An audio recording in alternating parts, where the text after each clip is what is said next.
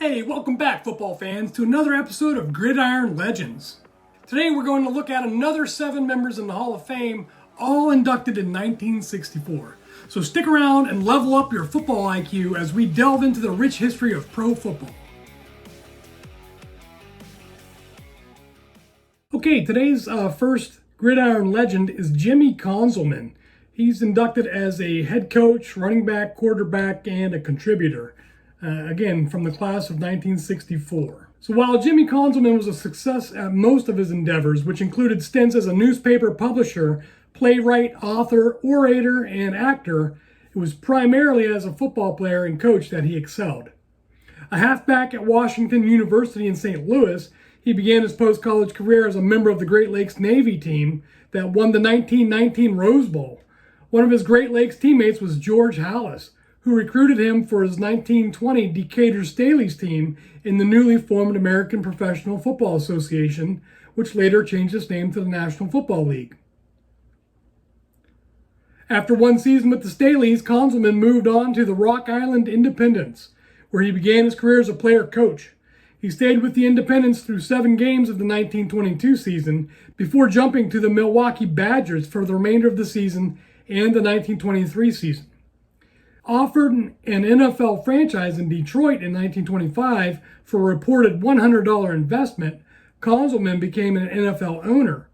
Although the team was fairly successful on the field, 8-2-2 in 1925 and 4-6-2 in 1926, the team received little support from the Motor City fans. Eventually, he returned the franchise back to the league and in 1927 joined the Providence Steamroller as the player coach. Quarterback Conzelman suffered a knee injury in 1928, but Coach Conzelman led the team to an 8-1-2 record and the NFL title. Conzelman left Providence in 1930 wanting to try his hand at other careers, but in 1940 the popular Irishman was lured back into the NFL with the Chicago Cardinals. He helped the team stay strong during the challenging World War II years before leaving to work in Major League Baseball. In 1946, Conzelman returned to the Cardinals. The following year, his Cards won the NFL title, and in 1948, a second straight division title. All right, so our first Gridiron Legend, somebody that I kind of vaguely remember the Conzelman name, so pretty cool to learn about some of this stuff. Another player coach, somebody that knew George Halas, and also another guy that played and coached for, professional football and then went to Major League Baseball as well. So really neat to see that these guys cross over different sports. So pretty cool to learn about this guy. Didn't know anything about him, but I'm glad to learn about him. And that was our first Gridiron Legend. Okay, our second Gridiron Legend is Ed Healey. He was an All-NFL selection 5 times and played for 8 seasons. So when Ed Healey, who had only average success as an end at Dartmouth College, heard of a new football league being formed in 1920, he took an overnight train to Rock Island, Illinois, to try out with the Independents. He faced the Chicago Tigers in his first game and played well enough that the management asked to join the team on a permanent basis. In 1922, while playing against George Halas, the player coach of the Chicago Bears, Healey dominated his opponents so thoroughly, Halas decided he had to have this player on his team. After the game, he bought Healey for $100. Healey was elated to get a raise to $100 a game, but was most excited that the Bears had a clubhouse. At Rock Island, Ed explained, we had no showers and seldom a trainer. At Wrigley Field, we had a nice warm place to dress and nice warm showers. Throughout his NFL career, Healey was a true warrior. Halas often called him the most versatile tackle in history. He was an all-league pick 5 times during his 8-year career. Blessed with good speed for a tackle, Healey was involved in at least 2 unforgettable plays as a Bear. In 1924, Big Ed ran more than 30 yards to nail his own teammate, who had run the wrong way with an intercepted pass just short of the wrong goal line. 2 years later, during the Bears' long barnstorming tour that featured the famous Red Grange, Healey made a touchdown-saving play before 60,000 fans, a play he called his greatest pro football thrill. Los Angeles All-Stars running ace George Wilson broke through the Bears' line and into the open, but Healey hurdled several of his own teammates and caught Wilson from behind after a long chase. So our second gridiron legend today caught the eye of George Halas, who decided to buy him out and bring him to Chicago. You know, at this time, stadiums were not state of the art. So in the Rock Island, they didn't even have showers. He got traded to the Bears, or bought out by the Bears, and he came to Wrigley Field, had a nice warm area to dress and showers. So another gridiron legend I had never heard of. Interesting to learn about. I'm looking forward to gridiron legend number 3. Okay, our third gridiron legend of the day, Clarke Hinkle. He's inducted as a running back, quarterback, fullback from the class of 64. He played 10 seasons in the NFL, was an all-NFL selection 4 times. His career rushing yard total equals 3,860 yards, and he had a total of 379 points in his career. Okay, our third gridiron legend of the day, Clarke Hinkle. He's inducted as a running back, quarterback, fullback from the class of 64. He played 10 seasons in the NFL, was an all-NFL selection 4 times. His career rushing yard total equals 3,860 yards, and he had a total of 379 points in his career. So Clarke Hinkle was a hard-nosed player who loved to challenge his opponent. He was a pile-driving runner, but he could turn the corner as well as hit the middle. Hinkle could catch the ball out of the backfield and was also the Packers' punter and place kicker. As brilliant as he was on offense, Hinkle may have been even deadlier on defense.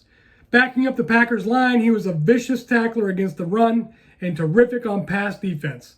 Hinkle proudly claimed he let only one receiver get behind him during his decade of pro football. During his 10 years with the Green Bay Packers, Hinkle was named first or second team All-League each year. But he is best remembered for his head-to-head duels with another great fullback linebacker, Bronco Nagurski of the Chicago Bears. Nagurski was the prototype power runner of the 30s, but the rugged Hinkle, 30 pounds lighter, was determined to hold his own with anyone on an NFL gridiron. Hinkle's creed was, "Get to the Bronc before he gets to me," a tactic he used to perfection one day in 1934. Trapped on the sidelines by Nagurski, Clarke escaped his tackle by driving directly into and over him. The Bears superstar was helped from the field with a broken nose and a fractured rib. Hinkle, with his burning desire to compete and willingness to play in spite of painful injuries, always enjoyed the lasting respect of friend and foe alike. Nagurski himself turned out to be Clarke's staunchest press agent and even presented him for induction into the Pro Football Hall of Fame in 1964. "They said I was hard to tackle, but here was a guy who didn't have too much trouble," Nagurski said of his Green Bay foe. When he retired after the 1941 season, Clarke Hinkle was the leading rusher in NFL history. All right, so another gridiron legend that I hadn't heard of.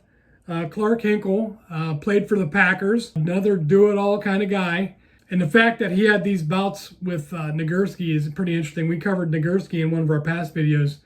Really cool that this guy, Hinkle, was even 30 pounds lighter than Nagurski and held his own, and putting him out of a game with a broken nose and a fractured rib to boot. And, you know, earning his respect enough that he ended up inducting him into the Hall of Fame. So that's really cool. So interesting to learn about this gridiron legend. Let's move on to our next one. Okay, our fourth gridiron legend of the day, William Roy Lyman. He was inducted in 1964, played 11 seasons in the league. So in 1922, Guy Chamberlain, the player coach of the Canton Bulldogs, recruited Roy Lyman, whose nickname was Link, a 6'2", 233-pound tackle from the University of Nebraska, to play football. Lyman was no stranger to Chamberlain, who was also a Nebraska alumnus. Chamberlain's recruit went on to star with the Bulldogs during their back-to-back undefeated seasons of 1922 and 1923. The following season, the Canton franchise was sold, and several Canton players, including Lyman, moved on to Cleveland, where the Cleveland Bulldogs captured the 1924 NFL title. Lyman split the 1925 season between a new Canton franchise and the Frankfurt Yellow Jackets. Following the 1925 season, he joined the Chicago Bears during that team's famous cross-country barnstorming tour that featured Red Grange. Lyman remained with the Bears for the rest of his career that almost ended as it had begun. The Bears won the NFL title in 33 and a divisional crown in 34, Lyman's final season. Many pro football historians believe that the constant shifting by defensive players before each play in modern professional football can be traced back to Lyman, who regularly resorted to similar ploys.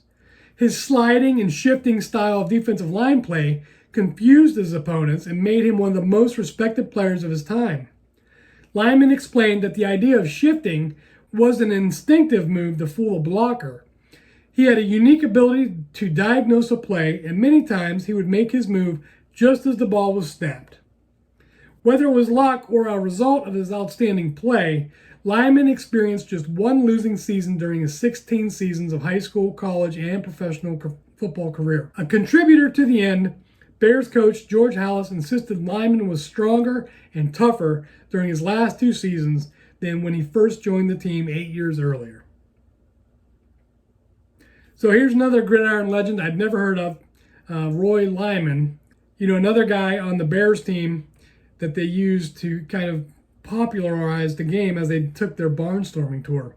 It's really cool to learn about this guy and to know that the modern defensive play on the line can kind of be traced back to him, who kind of invented the shifting and sliding kind of style that we see today. So really cool to learn about that. Love diving into history here. Let's get on to our next gridiron legend. Okay, gridiron legend number 5 today is Mike Michalske. He played 11 seasons in the NFL. He was an all-NFL selection 7 times. So for 11 years, Mike Michalske was pro football's premier guard, a position many insist was the toughest job of all in the 20s and 30s. A guard in those days was expected to block the biggest opposing lineman head on. He also had to pull from the line and lead interference for the ball carrier. When the other team had the ball, the guard was the key man in stopping the enemy running attack. But he also had to be capable of storming into the backfield to disrupt a passing play. Michalske was particularly adept at going after the passer. He also championed the idea of using former fullbacks at guard because they were fast and explosive. He sold the idea to Green Bay Packers coach Curly Lambeau, and thus it was no accident that many fine Green Bay guards had cut their football teeth as fullback. Michalske became known as Iron Mike because while he played 60 minutes every game, he simply never was injured. "I just didn't get hurt," he explained. "The players used to say I must have been getting paid by the minute." In high school and at Penn State, where he was an All-America pick in 1925, he played fullback, guard, end, and tackle. Iron Mike first turned pro with the new American Football League in 1926, but that league folded after 1 year. When his New York Yankees NFL team disbanded 2 seasons later, Michalske, who was all-league each season in New York, waived the $400 salary due him for his free agency. Mike promptly signed with the Packers, where he remained for 8 highly successful seasons, both for him and his team.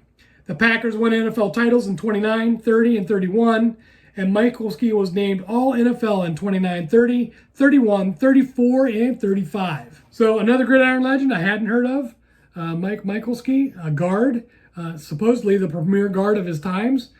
So really cool to hear about that, and that he was kind of the champion of using fullbacks at guard because they were fast and explosive, which if you think about the modern day guard is very similar, right? We want our guards to be athletic and fast so they can pull and move and get out in front of the ball carrier and lead block for him. So, Iron Mike nickname. A lot of these guys, it seems like they didn't get injured very much, even though they played both ways.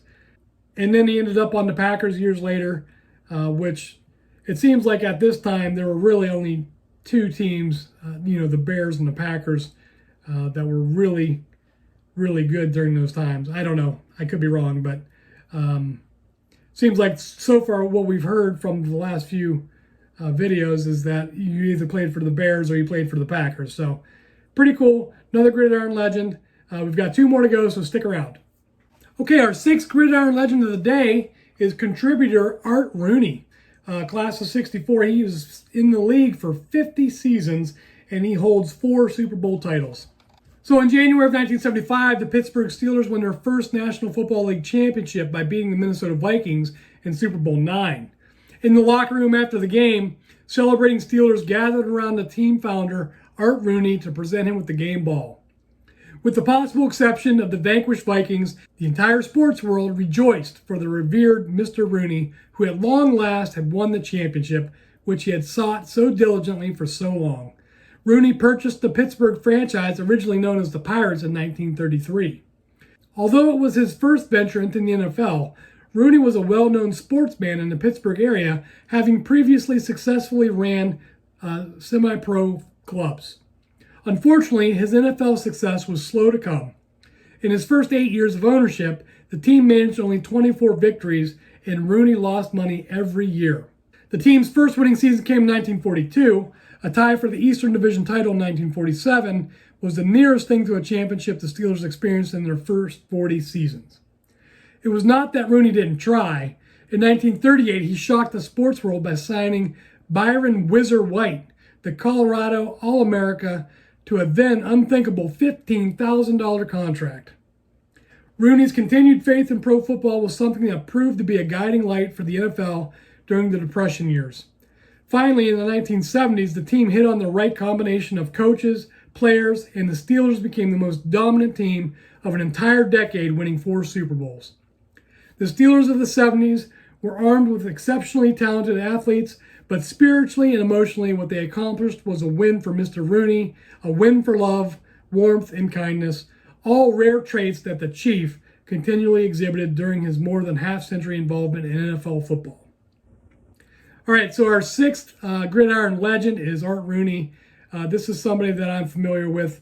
I think most people know that the Rooneys owned the Steelers, and now they're a couple generations into it. And he was the original founder. So much respect to him. Really glad that he got to get 4 Super Bowls before he passed. And just, he was a stalwart in the league as an owner. And, I think he had a steady hand of leadership. And I think it's exhibited today in the Steeler organization that you don't really see very many head coaches turn over. Other teams are on to a new head coach every 3, 4, 5 years. I think they're on their 3rd coach in 30 years, which speaks volumes about him as a man and as an owner. So really, really awesome that he was included in the 1964 class. So we've got one more left. Let's get into our last gridiron legend of the day. Okay, our last gridiron legend of the day is George Trafton. Played 12 seasons in the NFL, and he had 149 career games played. So in the National Football League's early years, players moved from team to team with a great deal of regularity. In fact, it wasn't uncommon for a player to leave one team for another during the same season. But one notable exception to this general pattern was George Trafton, the durable, hard-hitting center of the Chicago Bears between 1920 and 1932. Trafton began his career with the Decatur Staleys, forerunner of the Bears, in the first year of the American Professional Football Association, forerunner of the NFL. Trafton followed the Staleys when the team moved to Chicago in 1921. However, in 1922, he took a year off from the pros to serve as an assistant football coach at Northwestern. He returned to the Bears in 1923 and remained there for an additional 10 outstanding seasons. George was an excellent player and a superior competitor. 6 times during his 12 seasons, he was named to various all-league teams. He also earned, and most observers of the day say rightfully so, a reputation as a rough player who was not afraid to get into an on-field scrap. Even teammates like the fabled halfback Red Grange called him the meanest, toughest player alive. One writer reported that Trafton was strongly disliked in every NFL city with the exception of Green Bay and Rock Island. In those places, he was hated. Trafton, however, was far more than just a roughneck. He was a skilled defensive player who had the moves of a halfback to go with his size and strength. He was one of the first centers to rove on defense and the very first on offense to center the football with only one hand. The Bears press book once claimed their dynamic team captain never made a bad snap in 201 games or 158 hours of actual competition. So our last gridiron legend of the day, George Trafton, somebody I hadn't heard of either.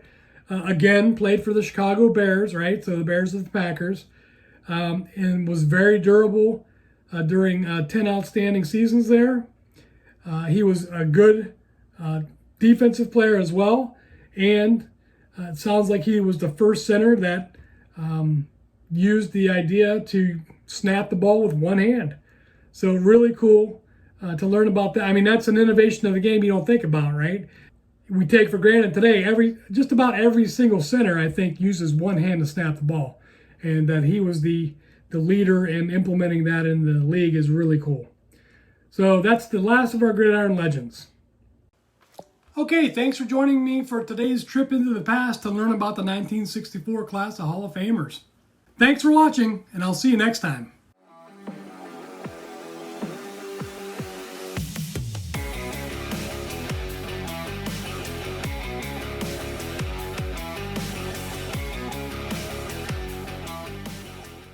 If you've missed the Class of 63 videos, you can check them out here, or here, or here. I don't know. They're all around here.